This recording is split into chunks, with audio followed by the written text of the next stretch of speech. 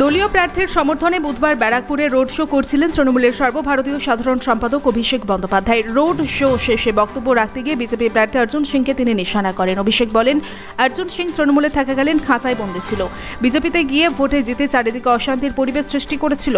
অভিষেক বক্তব্যের পাল্টা জবাবে বিজেপি প্রার্থী অর্জুন সিং বলেন, বাঘকে খাঁচায় বন্দী করে রাখা যায় না, বিড়ালকে খাঁচায় বন্দী করে রাখা যায়। ব্যারাকপুর নিয়ে অশান্তির বিষয়ে তার জবাব, ব্যারাকপুরে স্বর্ণ ব্যবসায়ীর ছেলেকে কারা খুন করলো, ব্যারাকপুর জুড়ে কেন পুকুর ভরাট কিংবা তোলাবাজি চলছে, একাধিক ডাকাতির ঘটনা ঘটেছে, এসব উনি দেখতে পাচ্ছেন না। তার দাবি, ব্যারাকপুরে লুটের রাজ কায়েম করে রাখা হয়েছে। ব্যারাকপুর থেকে বিশ্বজিৎ নাথের রিপোর্ট, বাংলা এমজি নিউজ। ছিল নির্বাচন কমিশনের অধীনে। আমি আপনাদের অনুরোধ করব, আমরা অর্জুন সিংকে দলে নিয়েছিলাম। আপনারা প্রশ্ন করতেই পারেন যে তাহলে আপনারা অর্জুন সিংকে দলে নিলেন কেন? আমরা এটা প্রমাণ করার জন্য দলে নিয়েছিলাম যে অর্জুন সিং এর গায়ে যদি বিজেপির জার্সি আর এমপি পদটা না থাকে, অর্জুন সিং বিড়াল তৃণমূলে ছিল, খাঁচা বন্দী হয়েছিল, ব্যারাকপুরে কোনো জায়গায় কোনো অশান্তি করতে পারেনি। 2022 থেকে 22-23 যে 2 বছর অর্জুন সিং তৃণমূলে ছিল, কোনো জায়গায় কোনো দুর্ঘটনা, কোনো নৈরাজ্য, কোনো গুন্ডামি, রাজানি, গাজোয়ারি, মস্তানি করতে দিইনি।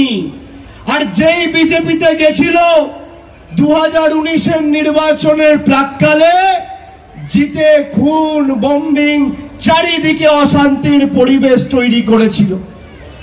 তৃণমূল, বিজেপি, কংগ্রেস, সিপিএম, নির্দল এসব পরে হবে, আগে মানুষের জীবন, বেঁচে থাকার অধিকার, লড়াইয়ের সংগ্রাম। মানুষ থাকলে সব হবে। আর আমরা বিজেপিকে বাংলা বিরোধী বলেছি, তার কারণ এরা বাংলার কৃষ্টি, সংস্কৃতি, ঐতিহ্য জানে না। 10 দিন আগে দেশের স্বরাষ্ট্রমন্ত্রী অমিত শাহ এসে বাংলায় আমাদের ধমকি দিয়ে গেছিল, বলেছিল সবকো উল্টা করকে লটকা কে সিধা কিয়া যায়গা। আর গত পরশুদিন কি দেখলেন? এই অর্জুন সিং এর ছেলে পবন সিং নরেন্দ্র মোদীর হাতে রবীন্দ্রনাথ ঠাকুরের উল্টো প্রতিকৃতি, উল্টো ছবি, রবীন্দ্রনাথ ঠাকুরকেই উল্টো করে ঝুলিয়ে দিয়েছে। এই কারণে বিজেপিকে আমরা বাংলা বিরোধী বলছি। আমরা বিজেপিকে বাংলা বিরোধী কেন বলছি?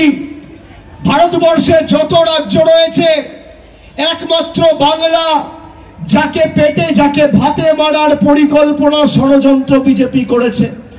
গরিব মানুষের 100 দিনের টাকা এই বিজেপি সরকার বন্ধ করে রেখেছে। গরিব মানুষের বাড়ির ছাদের টাকা, আবাস যোজনায় প্রায় 8,000 কোটি টাকা এই বিজেপি সরকার বন্ধ করে রেখেছে।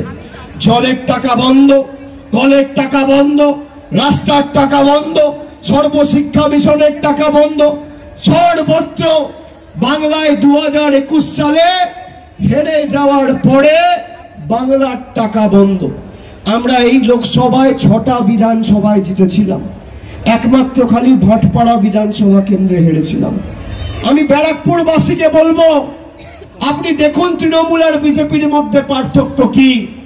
আমরা ভাটপাড়ায় হেরেছি, কিন্তু তাও ভাটপাড়ায় আপনি অনুবীক্ষণ যন্ত্র দিয়ে একটা মহিলা চিহ্নিত করে দেখাতে পারবেন না, যে বলতে পারবে যে এখানে বিজেপি জিতেছে, তাই আমি লক্ষ্মীর ভান্ডার পাচ্ছি না।